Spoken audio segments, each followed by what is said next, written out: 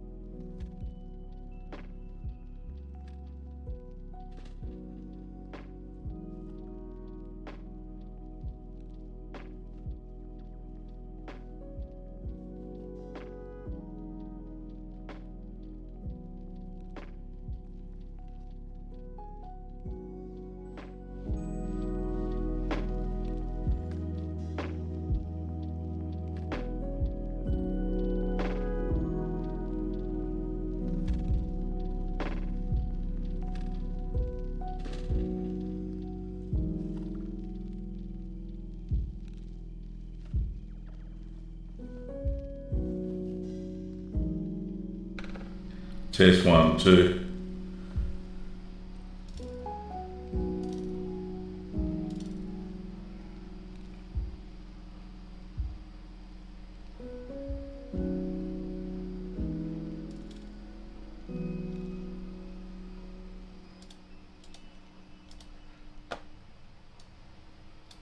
Testing 1, 2, 3. Can you hear that? The clicking of cymbals. Hopefully you can hear something there.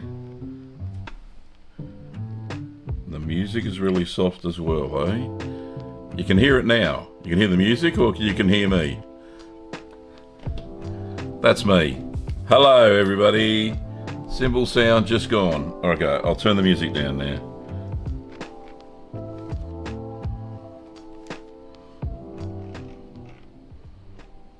I don't know what's going on with the music, but we'll figure it out.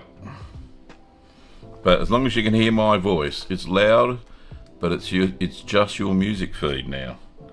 Oh, okay. Why is that? It's very confusing. It's all very confusing. I can hear myself. Both are working now, Merv. Thank you. Thank you, thank you, thank you, thank you. Oh, goodness me. Welcome back, everybody.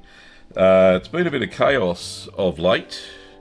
And let me just turn that music down because it is just a tad loud. There we go, that's better. I've had to redo all of my mix. Thank you very much, Michelle. Oh, goodness me, what a morning. What I didn't do was the intro, but we'll skip that. We'll skip the intro. We're well into it now, so no big deal. Thank you, everybody, for joining me today. We've got quite a few people. Let me just clear that. Well, does this work? Yes, that works too. Excellent. It's all working. Hopefully, my voice is not too loud, though. I do have it. There we go. That's about the right level it's supposed to be anyway. So as long as that's all working, that's all good. What else we got? And for everybody's trouble, let me just throw this into the chat. There we go. We got some gifts coming in for those. Oh, all the lurkers. There we go. So we got gifts from who received a gift? Let's have a look. We got Kathy F. Enjoy. We got is that Shermit? G'day Shermit. We got Mike Cass, Nicole, and Ray. You don't hear Jamie. Well, you shouldn't be hearing Jamie. You should just be hearing me. There you go. G'day Titus, how are you? So let's say g'day to a few people. We've got Claudia, Michelle. Who else we got there? We need a curtain to go off. That's what we need for the gift memberships. We got Merv. G'day Merv. Who else we got there? How do I get the gift? You've got it. You've got the gift. The gift is a membership to the channel. And you'll get... what will you get? You'll get early access to videos when I release them. You get a little icon next to your name now in the chat. You get sneaky membership posts only on YouTube. What else? I think that's about it. Anyway, that's fantastic. Thank you so much, everybody. So there you go. I hope you enjoy that. What else we got going on? I haven't even got my list. This is how unorganised I am today. What's normally on my list? Oh, right, yes. Of course. Let's say g'day to all the financial members of the show. There's 5 more now. New ones. How do you say that? Uber Duber. I think that's how you say it. Random Guy. Christian Edwards. Tetris. And Beer Can Chicken. All new members of the channel as of last week. And let's not forget the patrons. Thank you, everybody who's on the screen there and is supporting the show financially. So, all good. Your financial support helps the show continue week after week. So, thank you very much for that. What have we got? The cheese fridge video was released last week.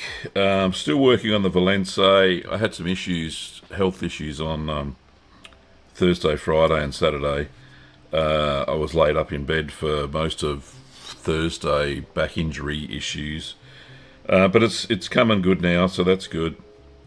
And yeah, so that's why there's no Valence video. We have the gallery at 30 minutes past the hour, so that will be good as well. Thank you to Merv and Mari. I think Mari's there as well for sending that stuff in. All right, absolutely. We got it all to work, which is the best thing. Okay. What else are we doing here? That is good. Right, yeah, technical difficulties. All right, so if you want to add a question for me, do so now in the chat. Don't forget to put 3 Qs in front, and I will be able to pick it out of the chat. It'll all be good. All right, what else we got there? Did I miss anybody in the g'days?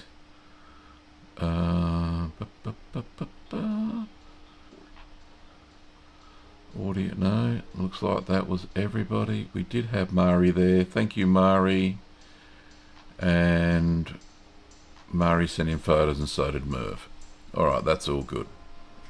Okay, so Cheesy Adventures. Like I said, I was going to on Thursday make some vegan cheddar, but unfortunately I was laid up in bed, so I couldn't really do that.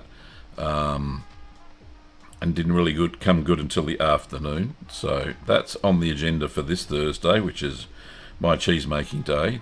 After the broadcast this morning, I've got, about 20 orders I've got to punch out for curd nerds and crafters. So that'll be good fun from Little Green Workshop. So busy today. Absolutely. Now, the vegan cheddar that I'm going to be making, I'm going to be using the Fromaggio machine. However, you'll be able to use a blender or, a blender. Yeah, is a blender? Yeah, a food processor. That's the one. That's the word I'm trying to find. So, yeah, you'll be able to find a food processor as well. So there won't be too many issues, I don't think, with people not having the $1,000 bloody Fromaggio. God, it's expensive. I love the product, but it's just so expensive. Anyway, I don't know what's going on there.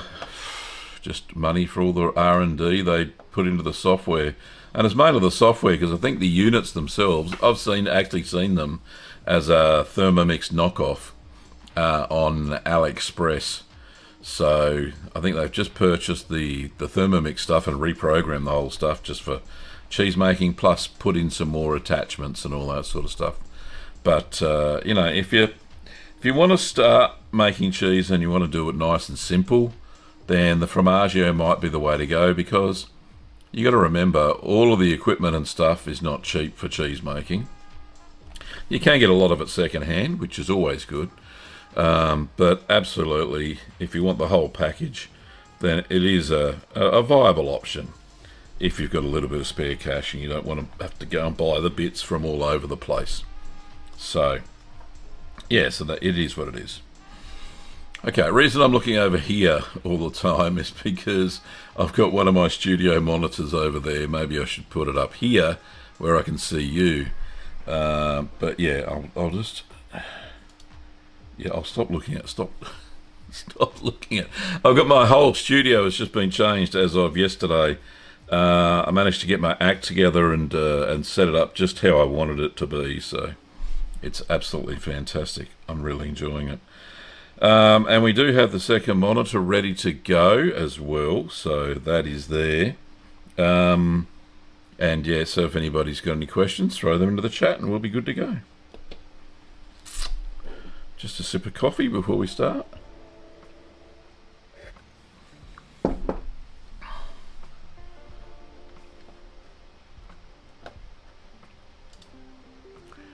Just a quick question to everybody. Is the stream actually working? Because, yeah, you're awfully quiet. I don't know why. Unless it's me. Unless my setup's not working properly. I don't know. Seems to be. There's only so many cheese stories I can tell, guys.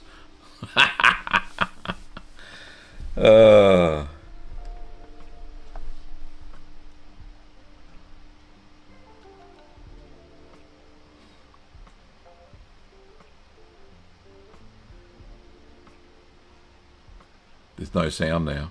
Oh, yes, there is. All right. So, insofar as let's have a look. Let's have a look at some beginners' cheeses. I think is probably the best thing to do. So let's go and have a quick look. Oh, boot up.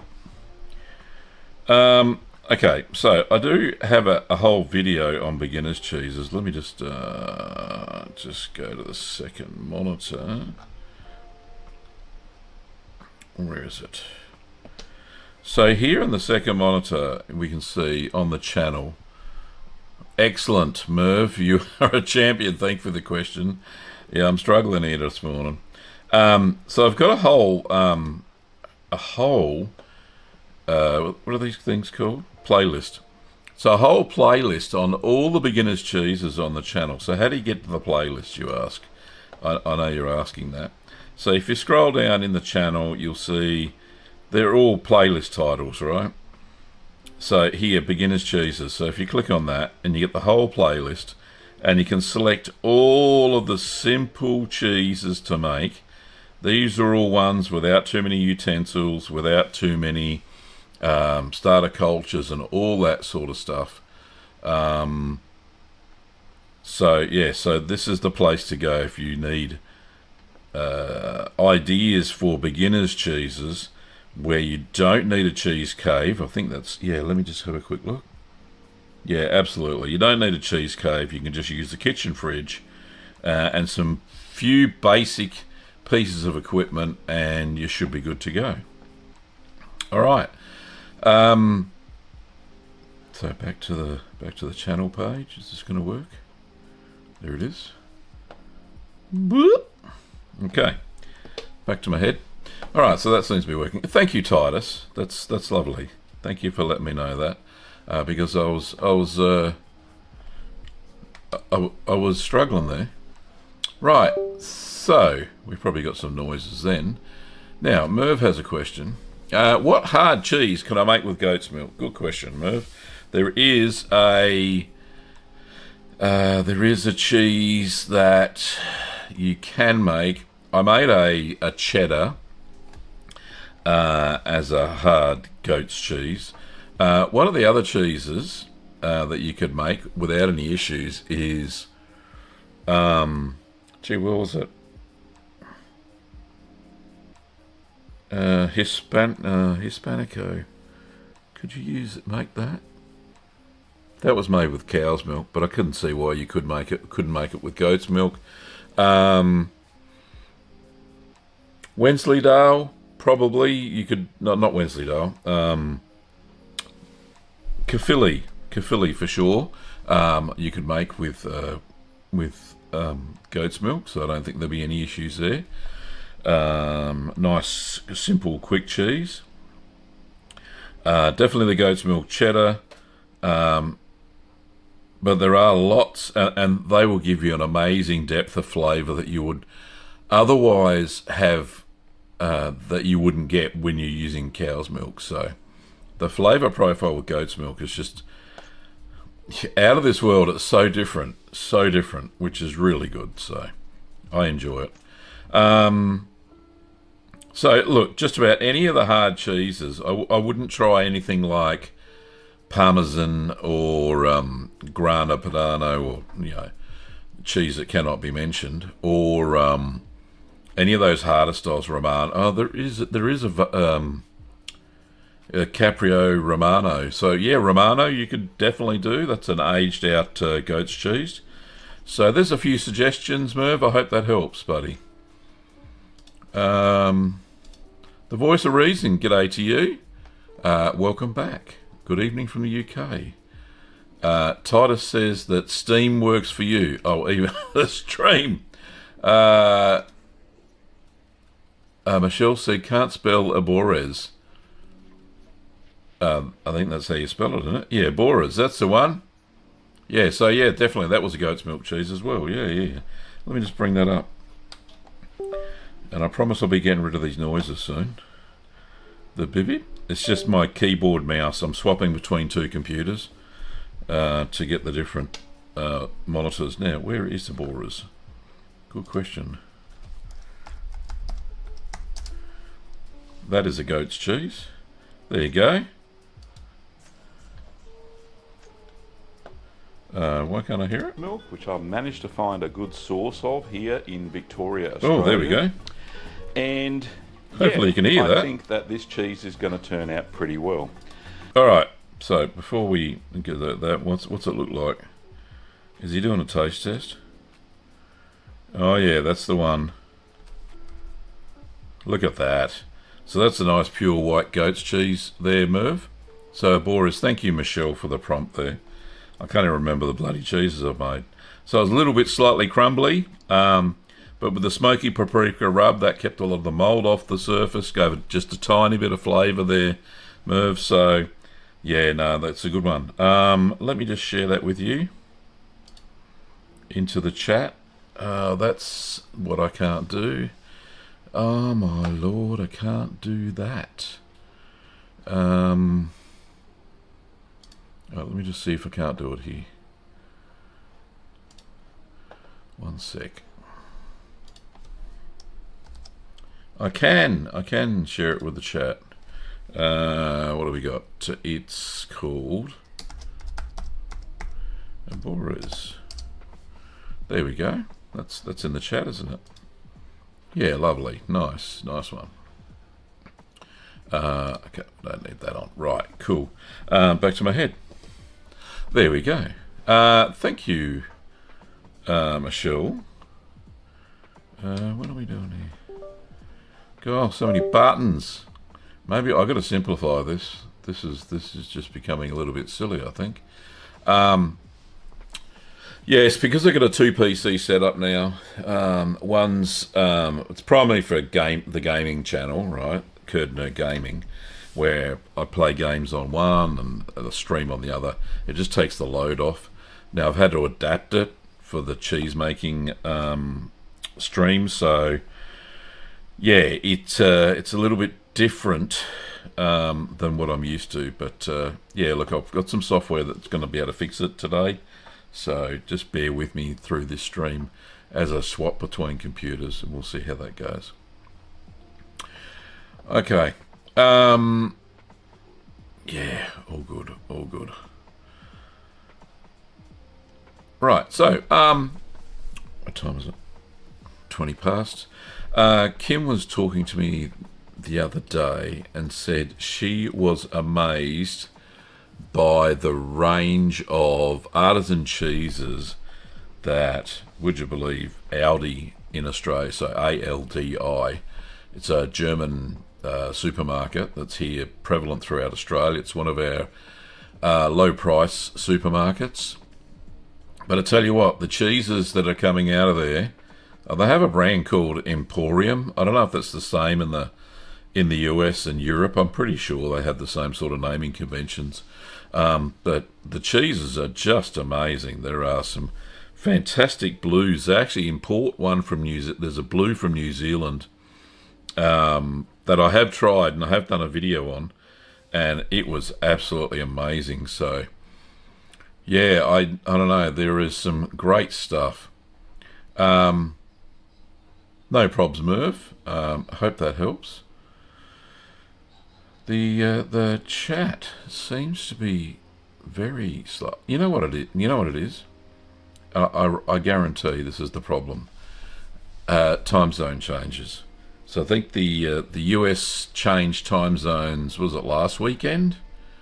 And I didn't send out a message in the community post to say that this is still the same time, my time.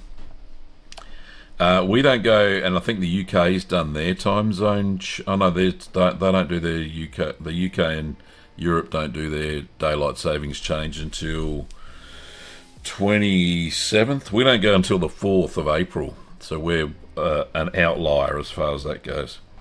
But yeah, the US and I think Canada as well have changed their time zones. So you watch, everybody will come in 10 minutes before the show finishes. But those who are here, thank you so much for turning up. Now, you may notice I've got headphones on as well today. It's the only way that I can monitor the mix. I haven't been able to do it before, the way I had it all set up, but yeah, I'm leaving them on because I can actually hear exactly what's going out of the stream, which is why I thought it was all a bit strange that nobody could hear anything at the start. So, unless it was something I've done, but I did change one little setting so on the stream, but yeah, it all seemed to work.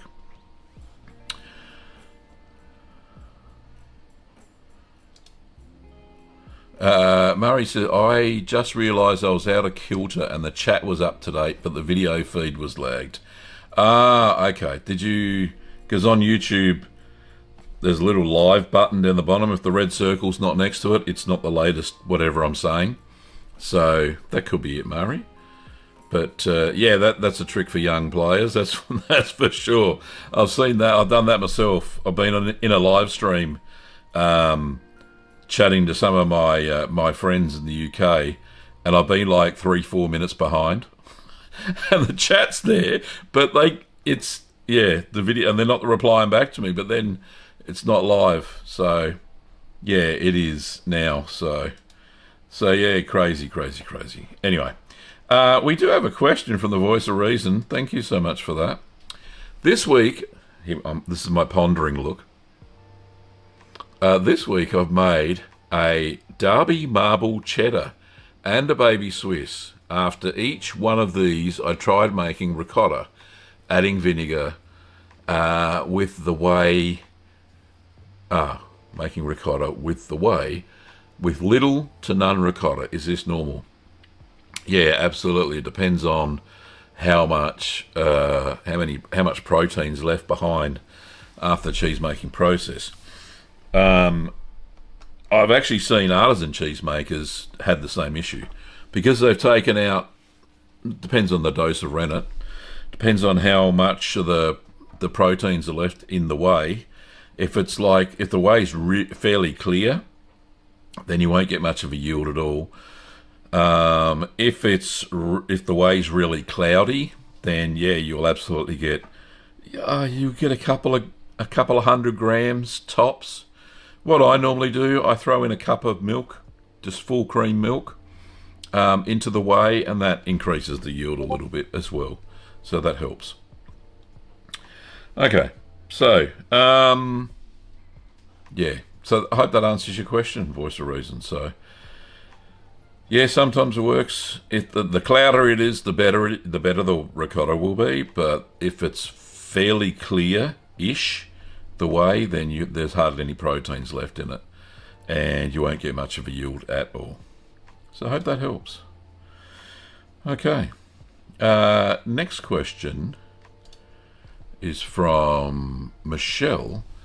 How long are you going to age your farmhouse cheddar with peppercorns this time? I'm just going to do 3 months, Michelle.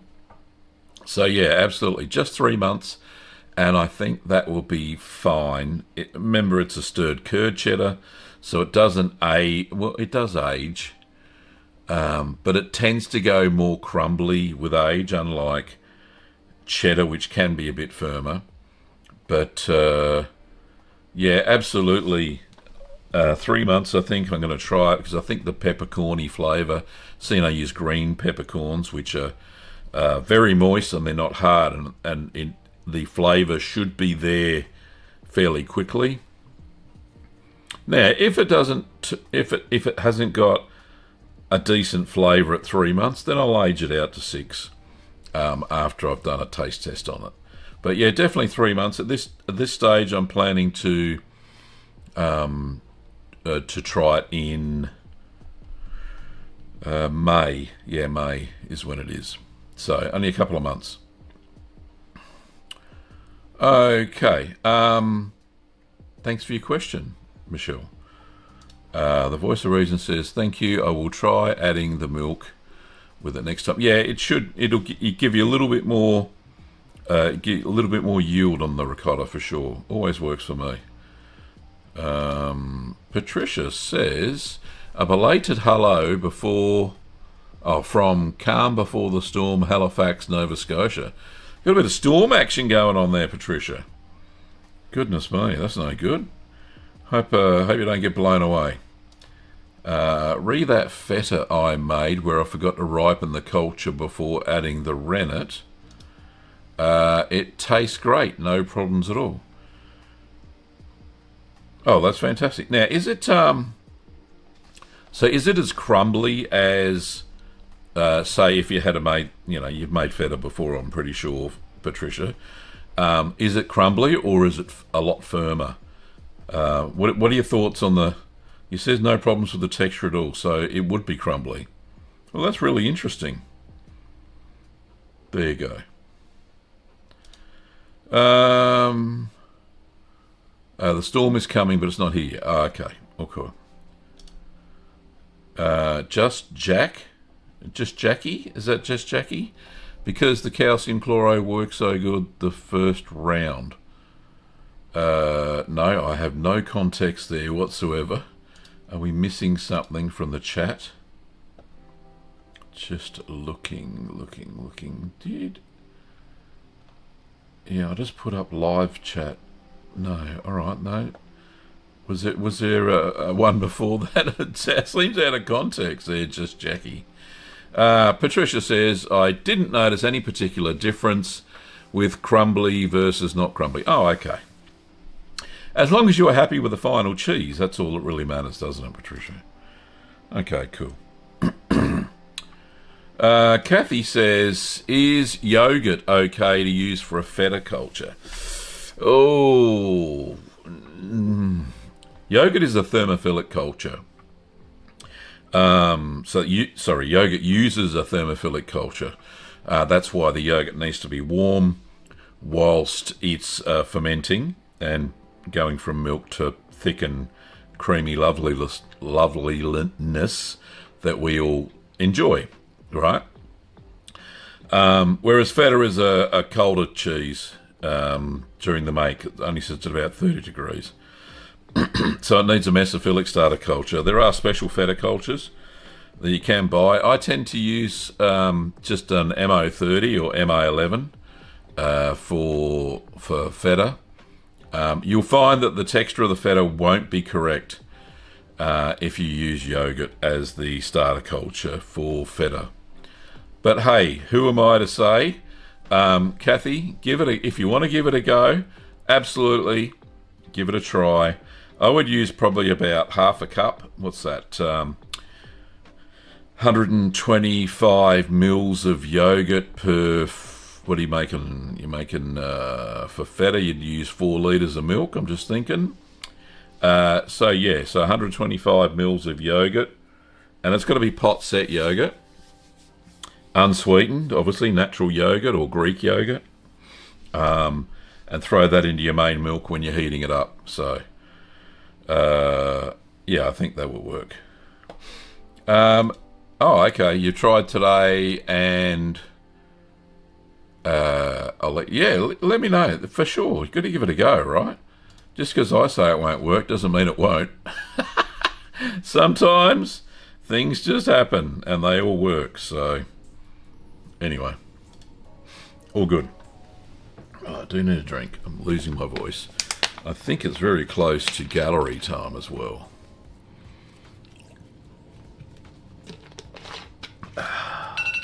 That is the bell. The bell has rung. It's time, Curd Nerds, for the gallery. All right, let me just swap to the gallery. Ba-ba-ba. Let me just find where the hell I put it.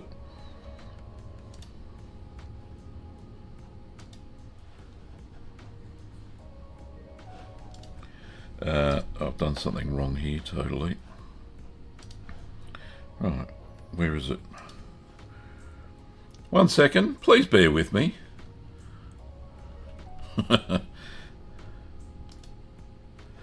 Right, gallery, there we go. Right, still just getting used to this new system, that's all. Oh, that's right, Merv slipped in a couple of new photos, that's why it didn't work. Right at the very end. There we go. Right. So let me just bring up my text file. Swap to the second monitor. There we go. Rightio. So the gallery is brought to you by you, the Curd Nerds. Today's gallery is brought to you by Mari Mitchell, who's in the chat, and Merv Elliott, who's also in the chat. So let's have a quick look-see at the goodies. Let's have a look. There we are. All right, so first one's from Mari, and Mari says, "Hi Gavin, the first picture is from Monday the 8th of March. The second is from the 15th, right? So that's the first one, the 8th of March, and that's from the 15th. The growth is slower than in your video. We're talking about triple breed, by the way. Let's go big picture. There we go. It says the last batch was slow as well. However, it did ripen and it was fantastic. I think I worked out why. I used the Flora Danica as listed and the 1/16th of a teaspoon of the Epicurean Camembert culture. I've now realised that this is similar to Flora Danica with a small amount of Penicillium candidum in it and no geo. I will just have to wait an extra week to 10 days like last time. I might not be able to send a picture of the final product because after one taste I might not be able to stop." Indeed. I would actually increase the dose of the that Camembert culture blend, Mari, up to 1/8 of a teaspoon and drop the Flora Danica. Or if this recipe works for you the way you're doing it, then absolutely keep doing it that way. But yeah, it needs a little bit more Penicillium candidate. If you're not getting any skin slip, then absolutely keep doing it the way you're doing it. So yeah, perfect. All right, you have another cheese. Okay, so there is another cheese in progress. What's this one? Beep, beep, beep. Okay, another cheese in pro. I definitely wasn't expecting this size. I've been experimenting and thought to try smoky paprika kefili. Because I was using a marked down close to homogenized milk, a high protein plus extra calcium milk, I thought the curd might be fragile, so I used 11 litres instead of 10. The curd set really well. I had curds going everywhere, as I can see there. Absolutely amazing.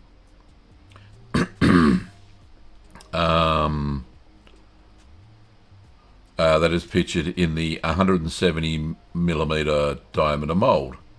I still got a good amount of ricotta from the whey, but I definitely didn't want more curds for the cheese.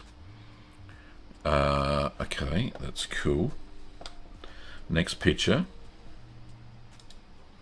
There it is there.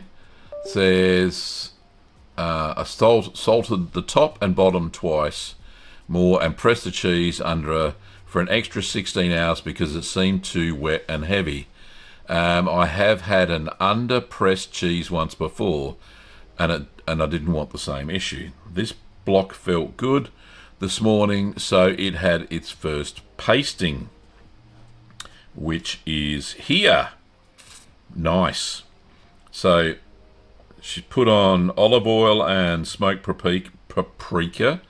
And yeah, that'll turn out really good. Now, if you do find, Mari, that dries out and you start to get some mold, then I just whack a bit more oil on and some more smoked paprika, and that'll keep the mould at bay. Remember, it's only aged for 3 weeks. I wouldn't age it too much past there, because it is a fairly moist cheese still, being a Caerphilly. So it's looking really good so far, mate. So congratulations.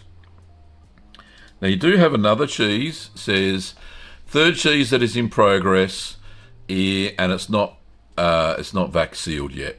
This one is made with markdown close to date lactose-free milk. Okay, trying it for a totally lactose-free family.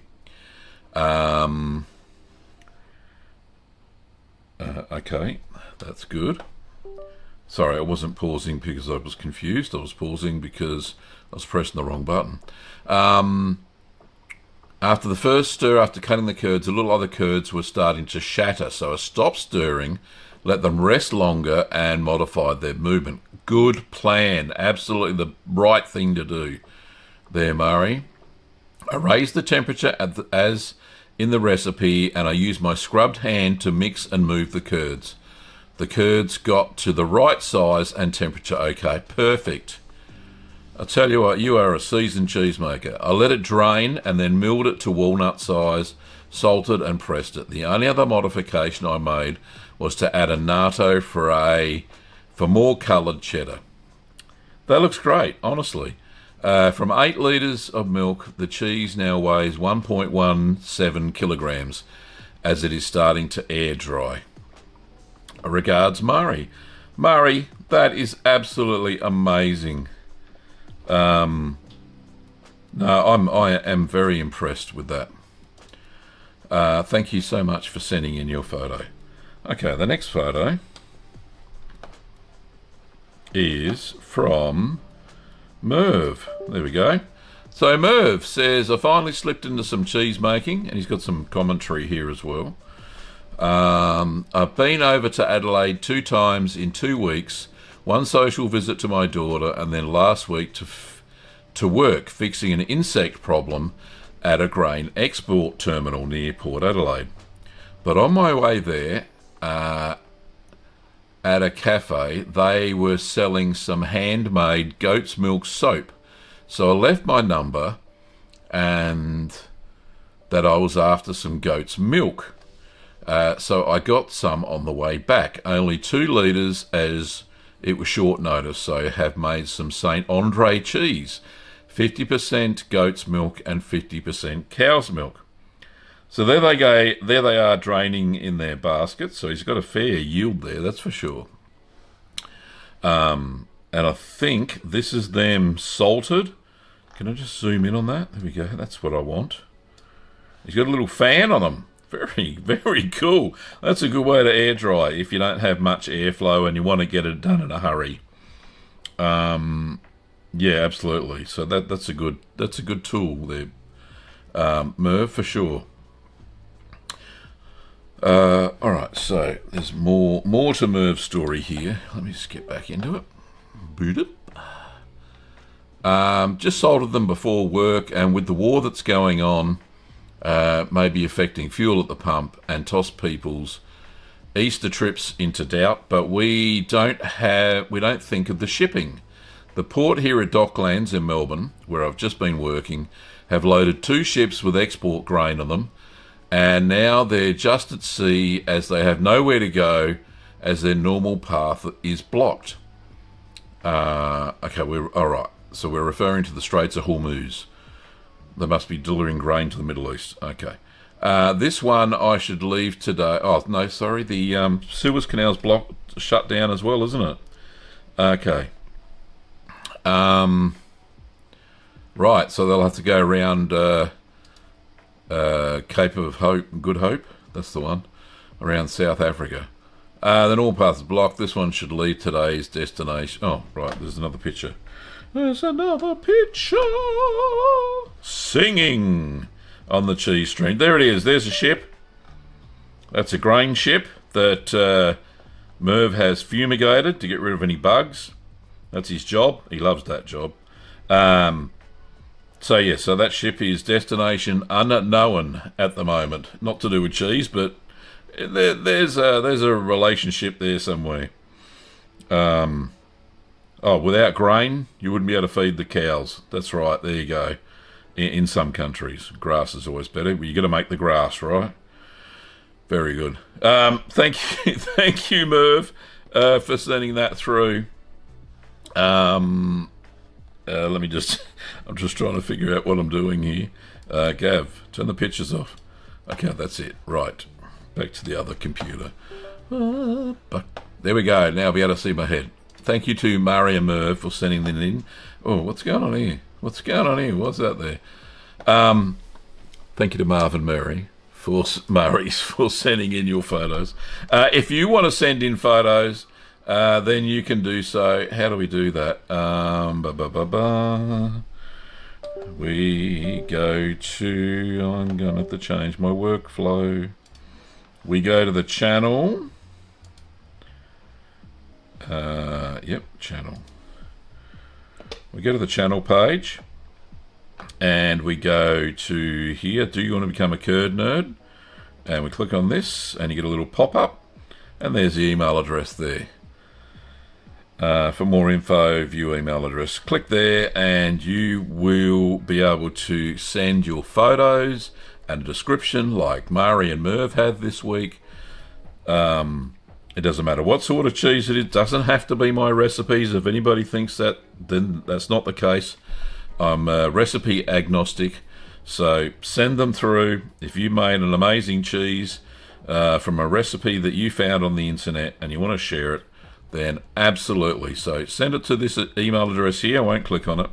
You have to be logged into your Google account to see this sort of thing, to be able to click through, and it'll ask you if you are a robot. And we all know that we're not robots. It's just to confuse the AI, I think. Anyway, it is what it is, right? Okay. We've got some other commentary going on here. So Patricia says, oh, this is for her feta. I changed the starter culture I use for feta these days. Giannis Caldwell recommended a 4000 series culture, and I've used that for all my fetas in the past year or so.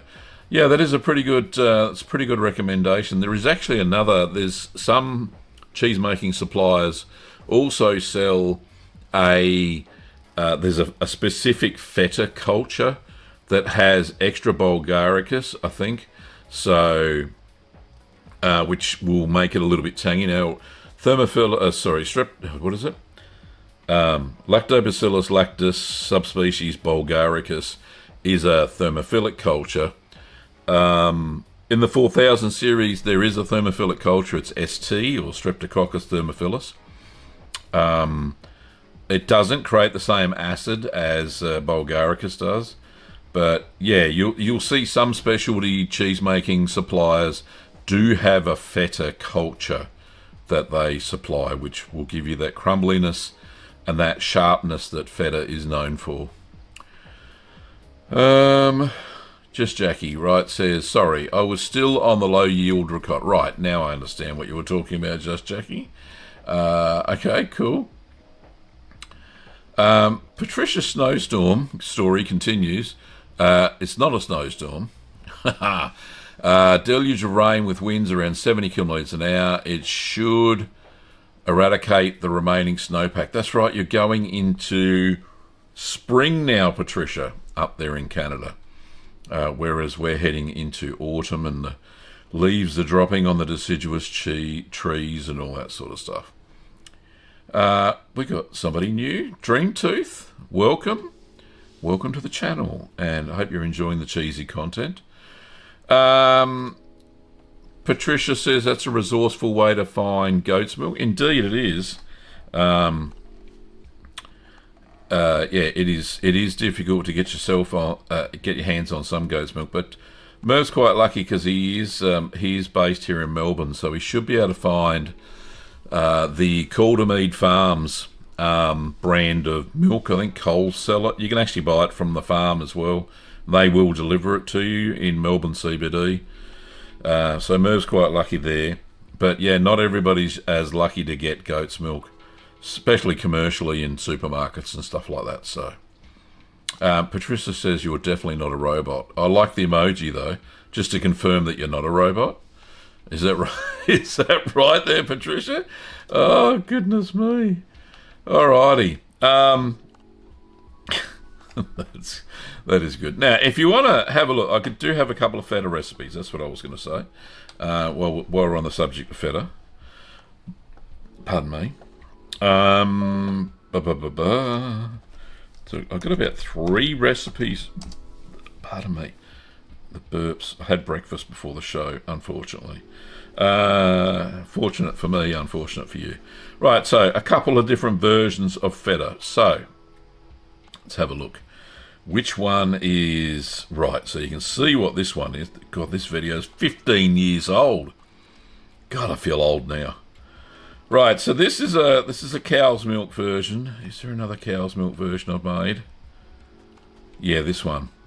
So this is a cow's milk version. I'll put them all in. I'll put them all in chat. Hang on. Can I get the sherry link from there? Yeah, we can. Right. All right. So let's do the different versions. Cow's milk. Now they all have variations to suit the different types of milk. So that's cow's milk feta. I did just a pure goat's milk one some bloody where. Where is that? So many cheeses. Right, where is it? There is a goat's milk one. There's Greek feta. Where's the goat? Here it is. Goat's milk. That's when I used caprolac and then they changed to powdered milk and then it didn't work anymore.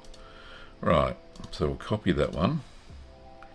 So this is just goat's milk. Feta.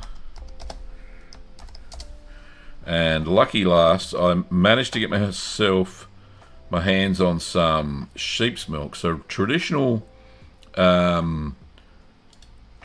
feta in Greece is made from 70%. Finish that, Gav. 70% sheep's milk and 30% goat's milk. So let me just put this. So this is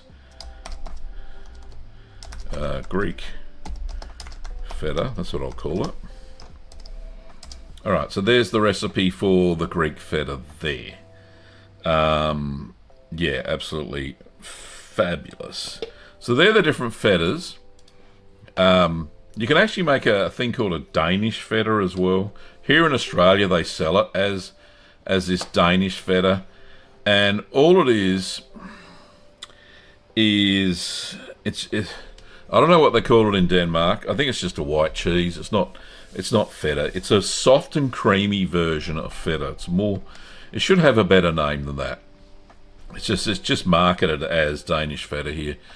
And instead of using MO30 or MA4000 series, they use Flora Danica, which makes it more creamy and buttery. And it's just a culture change in the feta recipe. You'll find that if you do that and use Flora Danica instead, you'll get a much buttery and creamier texture in the final feta, and it won't be very crumbly at all.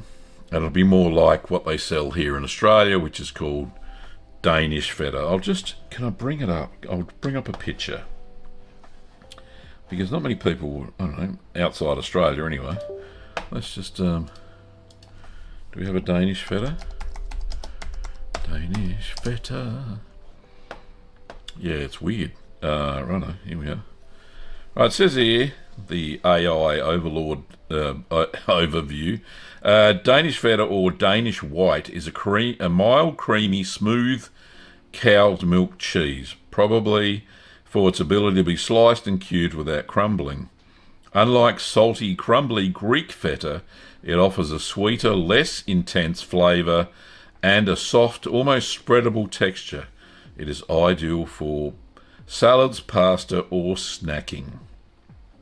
And you can see here, I'll just go, there's a couple of versions. What's this? This is the Coles version. This is just Coles Supermarket. All right, there we go. Danish style feta.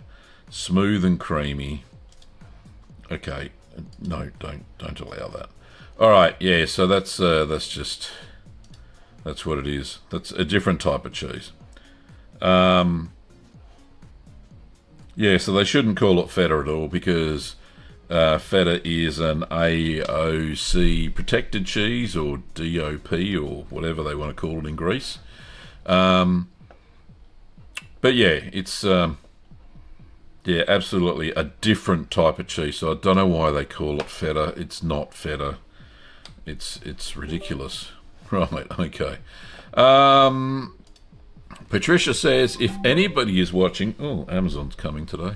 If anybody is watching the chat today who is new to home cheese making, maybe looking for an easy beginner cheese, I really recommend making feta. It's ready in 4 days. Gav's recipes are great. Thank you, Patricia. Yes, and absolutely, you are 100% correct there too, Patricia. It is a perfect beginner's cheese. No press required. You actually use the molds and milk bottle filled with water. Obviously, you sanitize the outside of the milk bottle, and you plonk it on top of the a basket in a basket. There's a method. Just go and watch the videos. You'll figure it out. But it's so much easier. So much easier.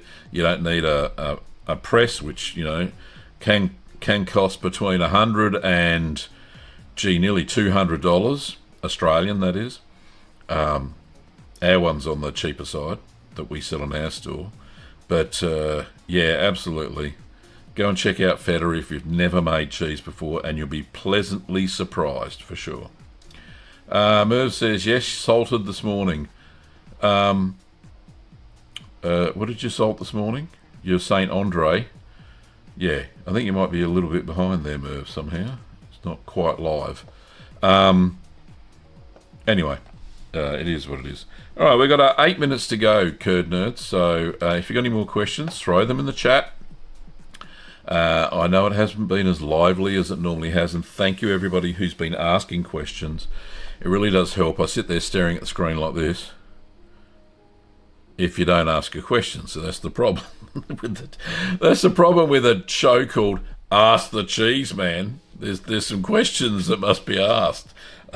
Coming up with content is coming up with something to talk about is not always happening. It's not a happening thing in my brain. Maybe it's because I'm so used to gaming now on the gaming channel that the content makes itself. It's just there. But yeah, this show is more of a commentary sort of thing. Question. That's Q&A. That's the word I'm looking for. It's a Q&A show. So yeah, fantastic. All right, so if there's no more questions forthcoming, I think we might call it a show. I've got lots and lots of work to do, lots of cheesy orders to do. We do have one question there from Patricia. Have you had any luck recently with getting bee linens? Yeah, I do have an order in for some. I managed to get some from a wholesaler, but the package is for 500 litres, and I don't have the clean room facilities to break it down and repackage it here for sale. It'll only be for personal use. But yeah, it's expensive. $30 a packet. It's bloody crazy. Whereas the stuff that I sell is cheaper than that. Anyway, yeah, I can't get it from my normal wholesalers that have it in smaller amounts. But we should get some stinky cheeses happening soon, so that'll be good fun. Anyway, watch out for that. I've got heaps on my list, so that'll be good fun. Thank you for the question, Patricia. All right, Curd Nerds, I think I'll call it a day.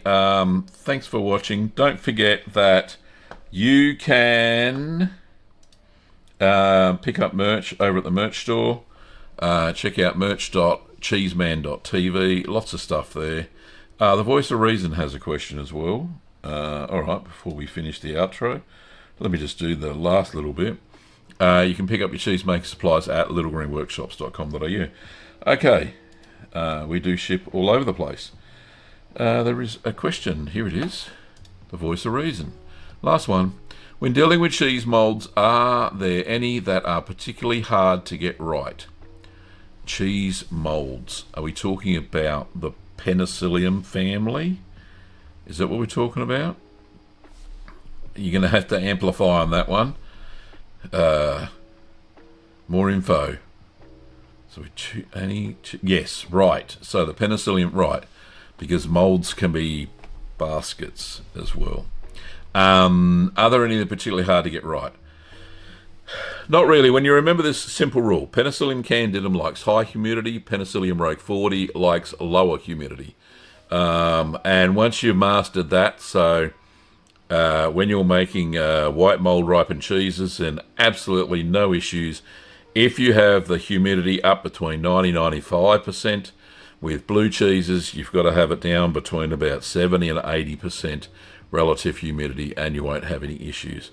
That's the only real thing you need to know to get those types of cheeses right and perfect and working every time. Otherwise, you'll have all sorts of problems if you don't get the humidity right. Best way is in the ripening box. So what I do with white mold ripened cheeses is I will put a damp cloth that's been boiled underneath the mat for white mold cheeses with a Stilton or any blue mold cheeses. I don't put that little mat in there, so there's not a constant humid environment. They're all in ripening boxes, by the way, so they're closed off environments until you change the. So make sure that you do turn the cheeses at least a couple of times a week, because the ammonia builds up and then that excludes oxygen, and the molds need oxygen to grow. So hopefully, voice of reason, that helps. Okay. Murray says, are you meant to seal the box completely? Yes, I do. I just put the lid on and seal it. Don't press the little button. Because the rest of your cheese fridge will get contaminated with those molds.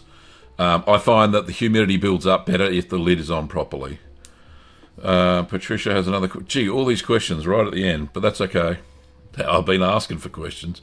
Would you use one of those silica gel humidity absorbing packs in the box with a blue cheese? You could. You could, but then you'll get no humidity, which may be an issue. So you may have to put a hygrometer into the box, as long as the outside of it's sanitized, to gauge what level of relative humidity is in the box. But I don't think I'd put one of those silica gel packs in the box. Not for sanitization issues or anything like that. It just might absorb all the moisture, and you're going to have like 20-30% humidity, and then the blue mold won't grow at all, because the cheese will dry out. And you won't get the right kind of growth, if that makes sense. Murray says, I've been sealing the brie box. Is that... Yes, that is 100% correct. If you've been doing it and it's been working, just make sure you're turning the cheese at least 2 times a week as it's maturing there, Murray, because the simple motion of turning the cheese is you're adding oxygen back to the box and letting out any ammonia that may build up. Because Penicillium candidum, when it ripens, produces ammonia, and you can smell that when you open the cheese box. Anyway, there we go. That's it for the week. Thank you very much, everybody. All these questions right at the end. That's cool. Thanks for watching, Curd Nerds, and I'll see you next time. Don't forget, if you're into gaming, check out the gaming channel. I'm very funny, man. Anyway, St. Patrick's Day this Tuesday. Green cheese. Very cool. All right. See you, everybody. Bye-bye.